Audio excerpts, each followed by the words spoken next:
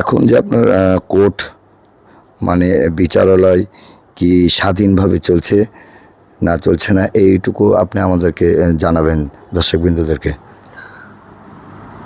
আমি একজন জ্যেষ্ঠ আইনজীবী হিসাবে বলবো, বর্তমানে বিচার কার্য স্বাধীনভাবেই চলছে।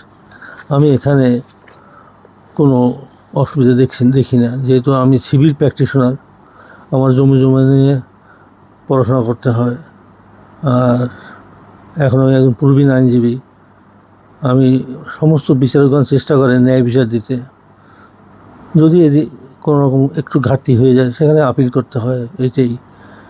তো যা আমি লক্ষ্য করেছি, সমস্ত বিচারকগণ ন্যায় বিচার দেওয়ার জন্য আপ্রাণ চেষ্টা করেন, ন্যায় বিচার প্রতিষ্ঠার জন্য ওনারা আপ্রাণ চেষ্টা করেন।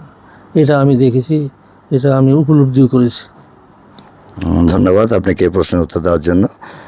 দর্শকবৃন্দু, আরেকটি